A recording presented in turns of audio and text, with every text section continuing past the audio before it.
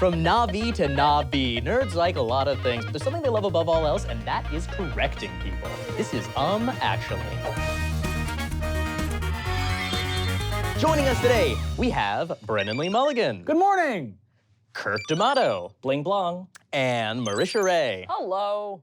Thank you so much, the three of you, for joining us today. The adrenaline, it's already kicking. This is your first time. It is. And this is returning for the two of you. Be gentle, Brennan, please. steely-eyed. One of these days you're gonna lose. I would welcome that day because it would mean a return to feeling anything. Well, good. Maybe today will be that day. Well, thank you so much for joining us. If it's your first time watching this, you have no idea what the hell we're doing here. This is a stack of statements. These are incorrect statements, but the things you know and love. It's up to you to correct me. All your corrections must be preceded with the phrase, actually. If you don't say that, I won't give you the point. And you can interrupt me at any point in the question as soon as you see what's wrong. Those are the only two rules. Fairly simple. And we can interrupt you at any time we want. That's right. Hell yeah. I think you're gonna kill us. You're, for you, Brennan. Brennan's already playing for mind you. games. That's what I want. That's the spirit I want to see. Yeah. I just want someone to put me in my place. That's what we all want, Brennan. We've all been begging for someone to put you in your fucking place. This is like the classic archetype of the person who's like, I have traveled the land looking for the person who can best me. Yeah. Like, that's what I want. I want to get creamed. Let's Well. see if it happens today. All right, let's go into our first question then. Water, earth, fire, air. These are the four types of bending featured in the Avatar: The Last Airbender universe. However, there is a fifth type, energy bending, which is older than all the other forms and can be used to strip a bender of their magical abilities. Taught to Avatar Aang by the ancient lion turtle, the only known energy benders are Aang, Amon, and Avatar Korra.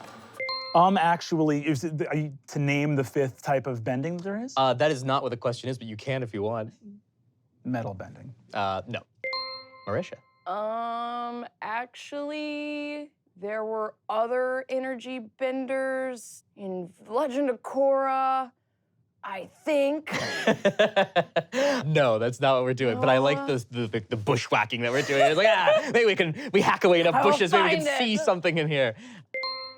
Actually, it wasn't a lion turtle who taught this.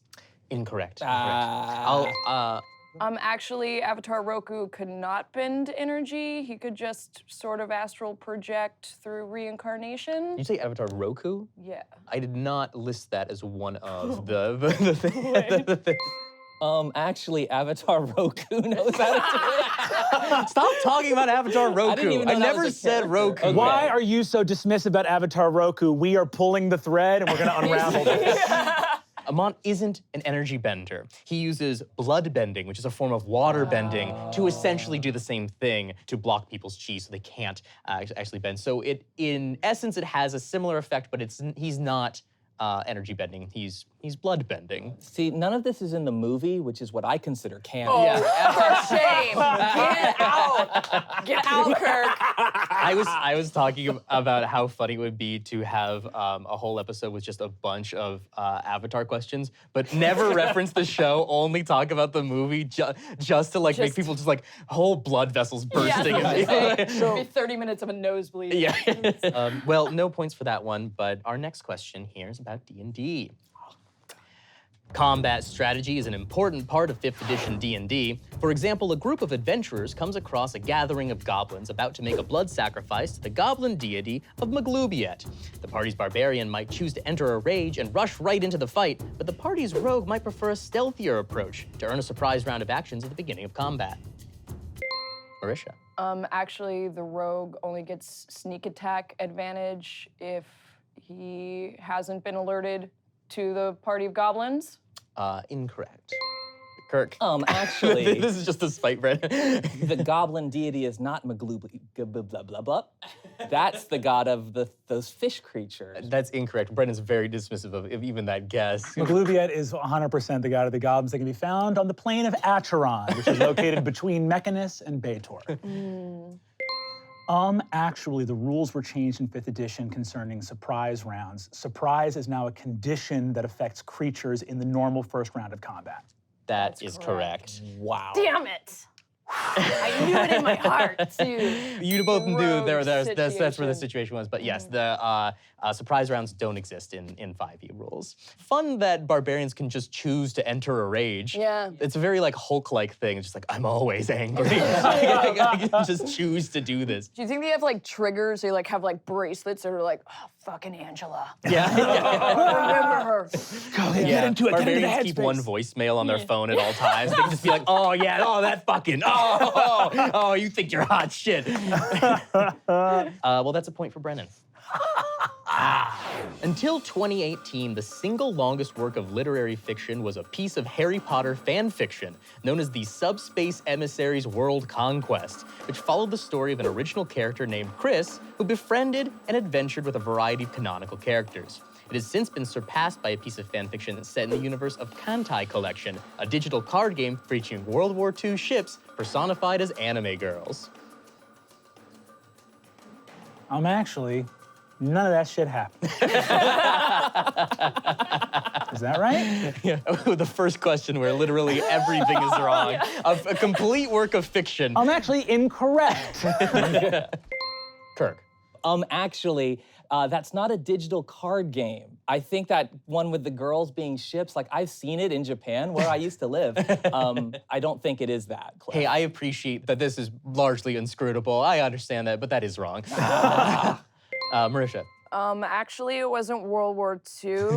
It was the Cold War with the Soviet Union, 'cause ships.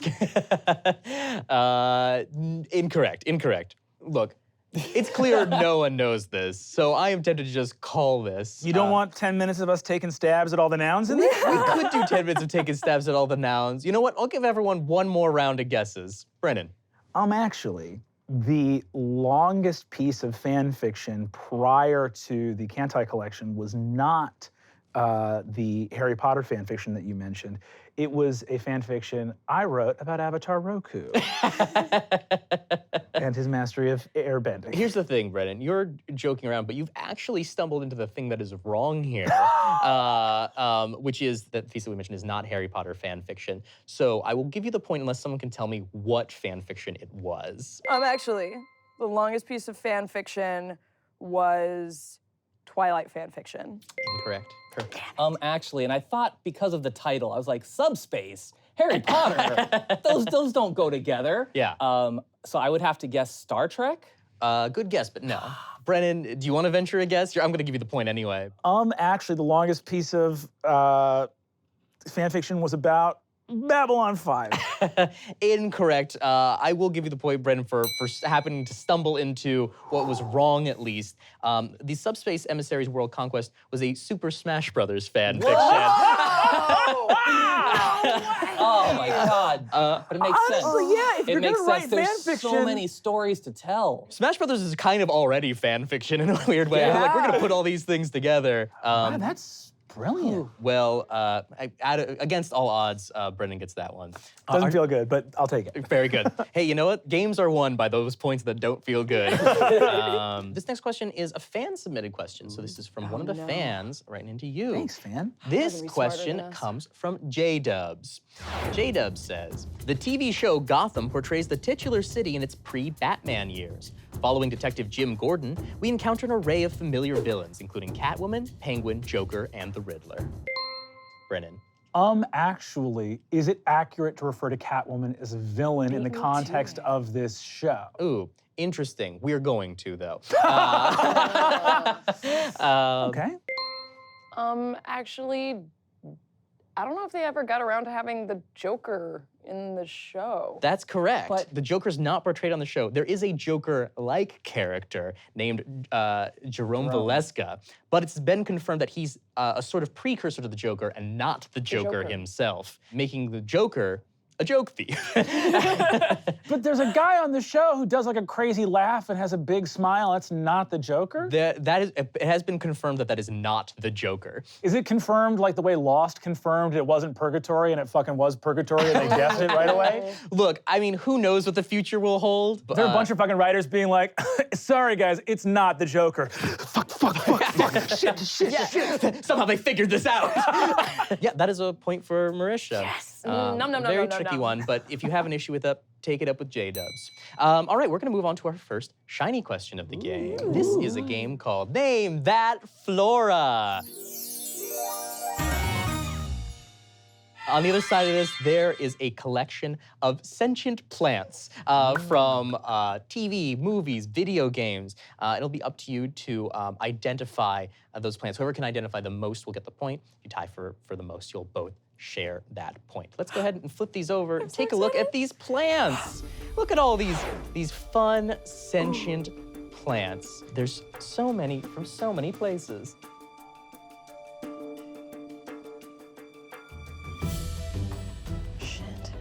What's the name of this? Yeah, let's see what you got here. Brennan, we'll start with you. Tell us who these flora are. Okay, starting top left and going in reading order, you got your boy Groot. Gotta know his name. Says it a lot. And I think this should be a 2-pointer. You have Fangorn, also known as Treebeard. I'm not gonna give you 2 points for having. If I say his full name in Entish, which does take a couple hours, can I get a point for that? Audrey 2, Poison Ivy. Going down to the next row, that's Zan from Farscape. Fucking rules. Swamp Thing. You got Kukey from VeggieTales. Boston Rob. You got Whitney. Old Man Rickers. A real one, which is Grandmother Willow. And then Dennis Kucinich. And those are my answers. Well, you started strong and then things kind of tailed off a little bit at the end. But Kirk, let's see how you did. Very similar, knowing Groot, Treebeard, Audrey 2, Poison Ivy. I didn't know Zan, but I do know it's Larry the Cucumber. Larry the Cucumber. Did you get Swamp Thing? I did get Swamp Thing, Okay. yes. And then on the bottom row, I could only get Grandmother Willow as well. Okay.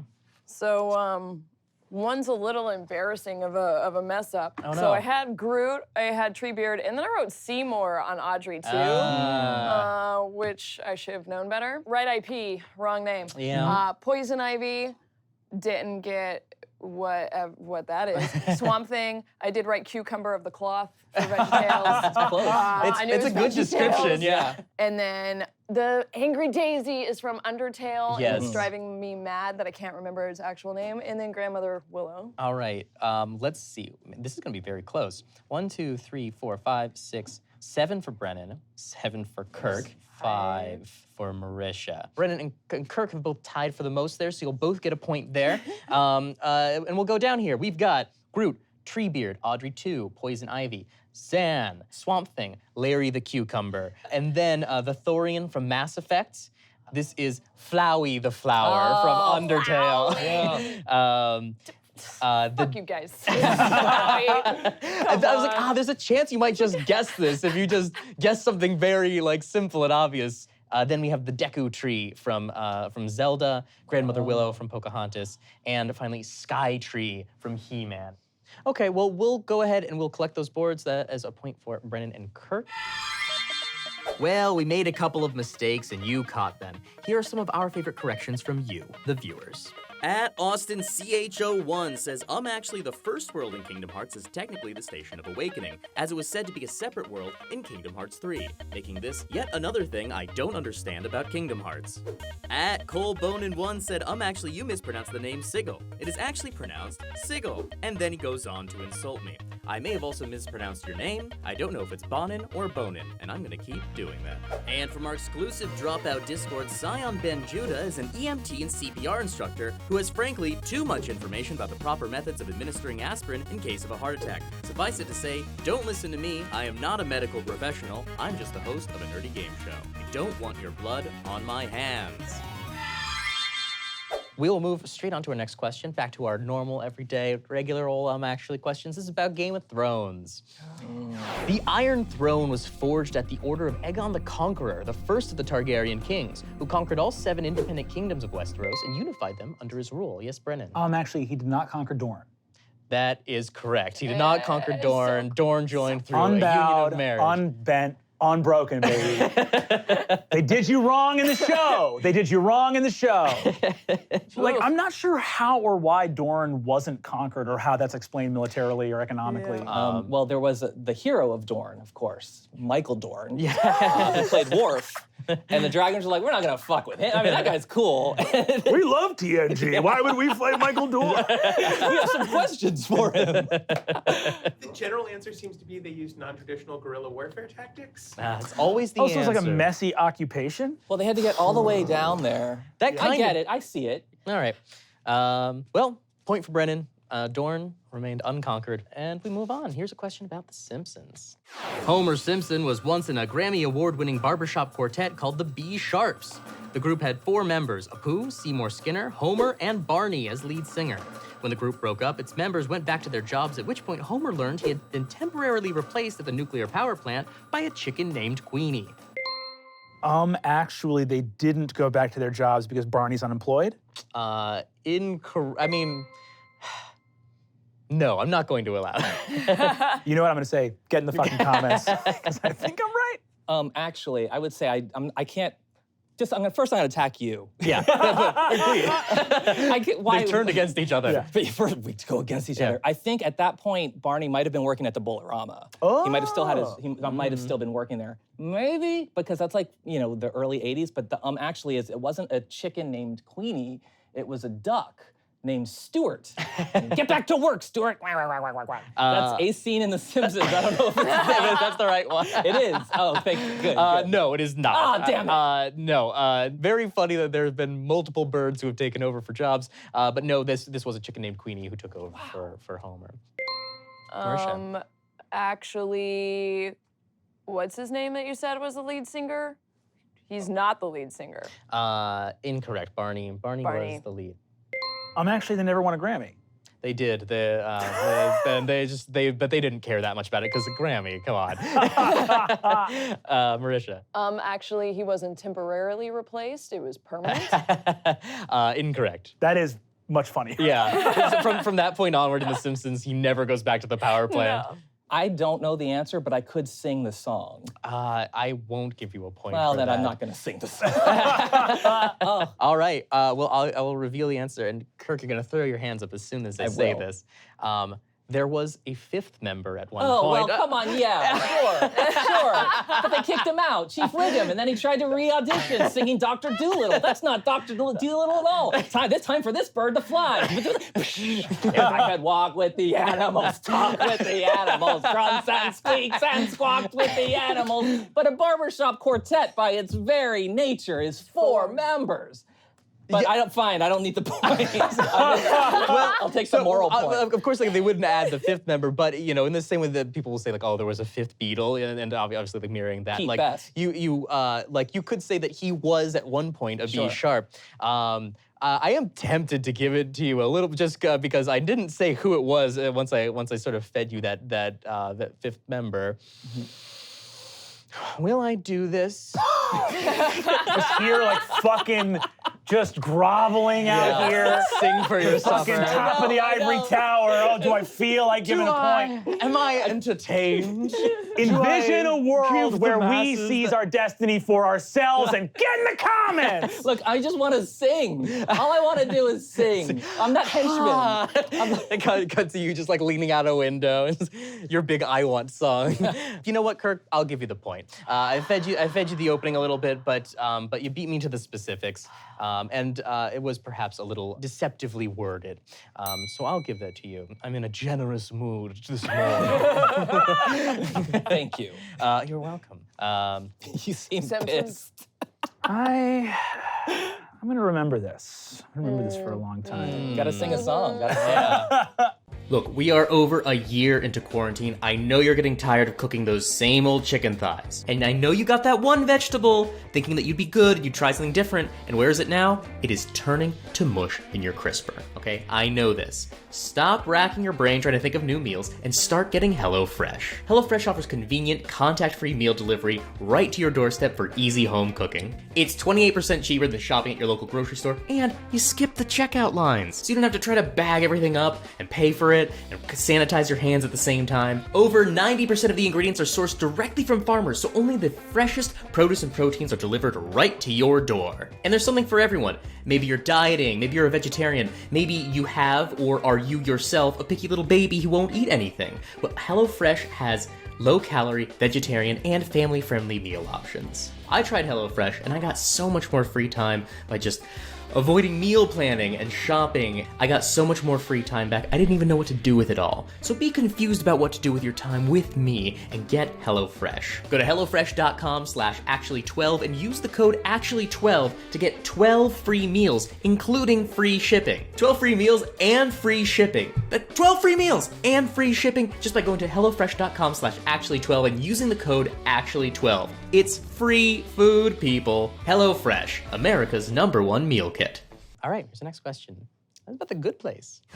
Janet, the robotic assistant in The Good Place, is arguably one of the most powerful beings on the show. She can be instantly summoned by saying, hey, Actually, your use of the pronoun she indicates that she is a girl, which she's not. Damn it.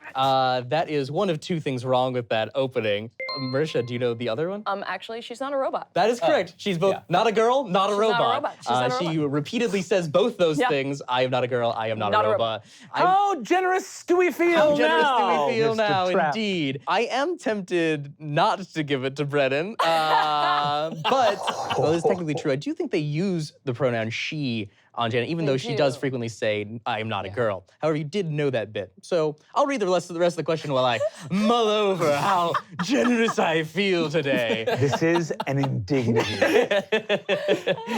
I will give you both the point. Yeah. Um, I was gonna say, actually, Derek's genitals are made of wind chimes. It has nothing to do. I just felt like throwing in a little factoid. a little extra. Well, dual point, shared point there, and we will go on to our next shiny question. Here's a shiny called What's Wrong with This Picture? You have a picture in front of you with something wrong. First person to identify it will get the point. All right, go ahead and flip those over. Tell me what's wrong. What's wrong with this picture?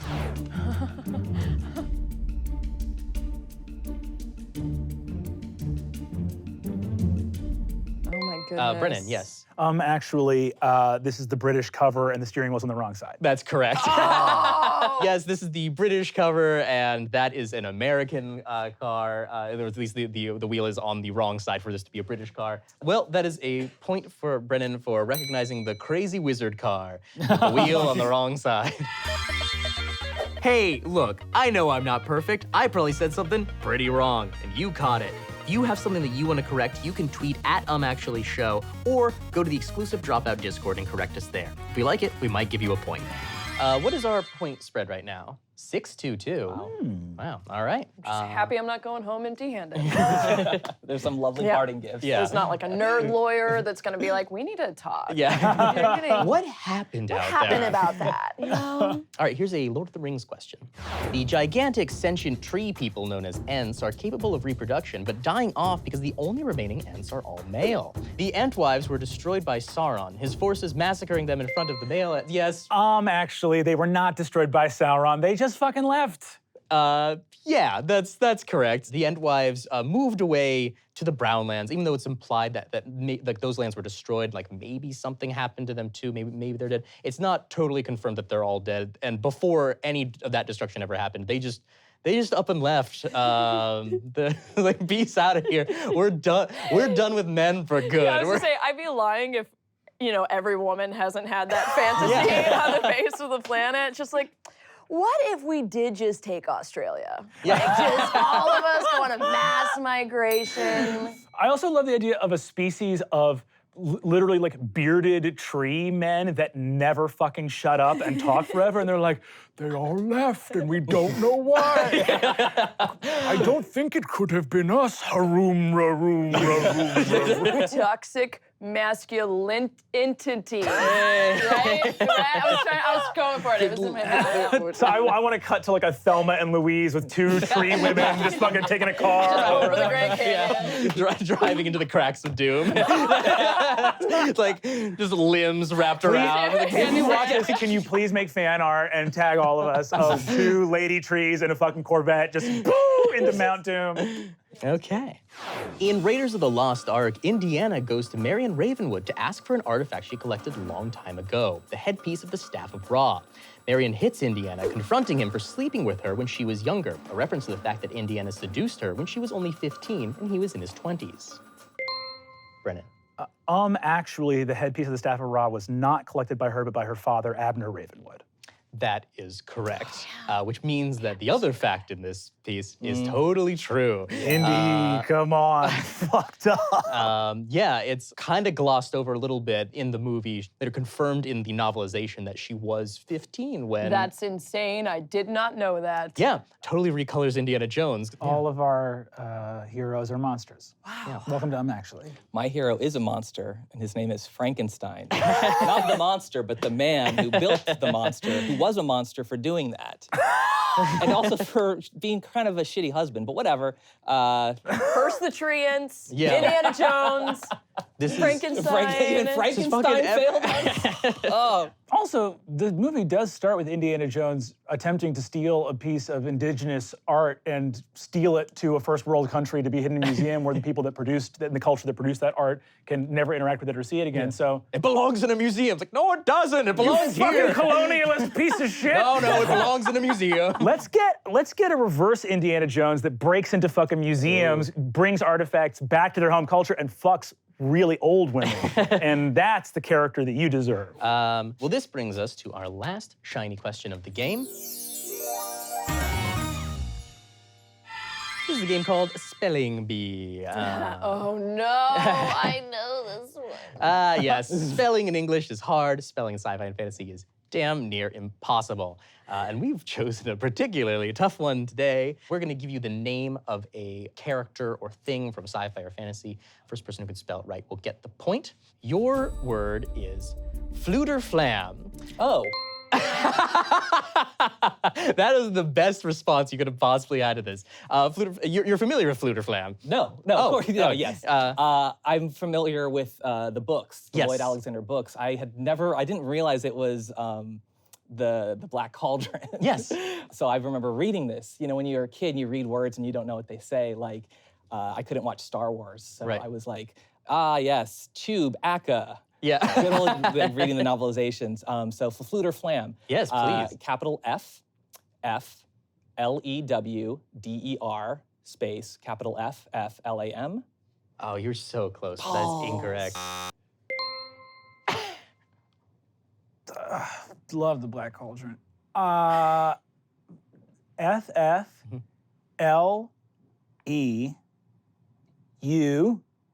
F-F-L-E-U-D-E-R space double F-double-L-A-double-M.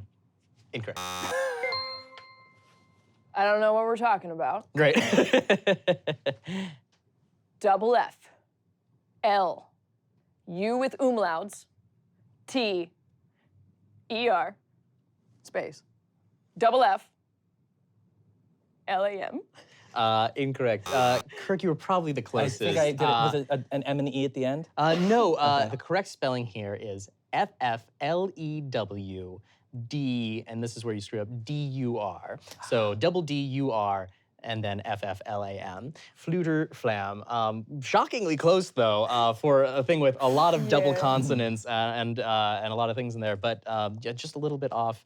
I won't award the point. But yeah, very, very close. He's very no close. longer feeling generous. Generosity Yeah. is that. I don't deserve it. Is Fluterflam only in the book, The Black Cauldron? He's not in the He's, weird... he's in the movie. He's Yeah. the old bard. He's the old man. I don't know if he's old in the books, because like I read them out of order, and I'm like, what's going on? Oh, You read them out of Narnia's order. part of I read like them and like Narnia and John Belair's books all interchangeably, so to me they're all one universe. That's so funny. But yeah, he is.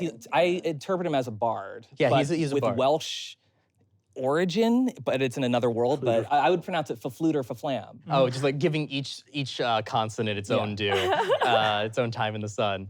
Yeah. Of course, if it was a Welsh pronunciation, you'd probably write Fluterflam, and it would be like, his name is Clef. Yeah. His name is Jonathan. Yeah, that's how you pronounce that? Well, no points for that. And that brings us to our last question of the game, which, as always, concerns real life skills. And what is our Right. score right now? 6-2-2 still? 8-2-2. jeez. 8 Damn it, Brennan. 2. Brennan. Sorry. Sorry. You don't seem that sorry. I think Brennan's got this locked up, but one of you can take second place here. You get this right. In the United States, eggs are refrigerated in grocery stores because the USDA requires that eggs not be left unrefrigerated for more than 2 hours. However, this practice is oversafe and unnecessary, as evidenced by the many countries where eggs aren't refrigerated, like England, Ireland, and France. Yes, Brennan? This is the first real-life skill. I've played this game a lot. And I've never gotten a real-life skill because I don't have any.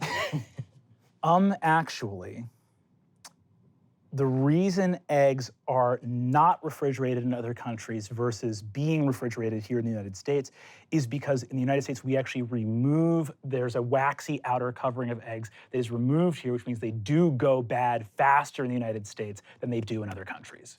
That is correct. I'm an adult! I don't just know nerd shit! I know to refrigerate my eggs. Yes, so you do, in fact, have to refrigerate eggs in the US. You don't have to refrigerate eggs in many parts of Europe and other countries in general, because, yeah, as part of the egg processing system here in the US, we remove a protective coating on the eggs, which lets bacteria get in there faster, and, yeah, can make them go bad. So wait, they're waxy? There's like a waxy outer covering of these eggs that in European countries and other countries in the world, they leave on there, which is why they can store eggs at room temperature. Which, if you think about it, makes sense because chickens aren't refrigerating their eggs. Yeah, rolling them into cold areas. But it also feels weirdly like hyper-American to be like, wax on my eggs, gross, get that shit off there. I want them to be more susceptible to disease. Yeah. I was gonna eat the shell, but I guess I won't now. Covered in wax. Yeah. Dear Congressman, I am sick of eating these disgusting shells. Please clean the wax off the shells so I can have a clean, delicious shell. Thank you very much. Well, that is our game. Our final score here, 9-2, meaning Brennan is once again our winner. Get in the comments. What a soft, defeated. Get in the Look, comments. one of these days, we'll show you Dethrone him. humility. I do. You know what? I feel humbled to be in such wonderful company and play such a fun game. How dare you? Oh, you don't like that? Hey, fuck everybody! I'm the bad guy! Well, that is it for our game. Join us next time for even more pedantic corrections here on Actually. Thank you for coming on to play, everyone. Thanks, Yeah. This was great. It was awesome. Yeah. Very fun. Tiesies. Tiesies. Woo! Tied for second. Good job. You are Good game. You're Good very game. nice. Good I'll game. come for you next time.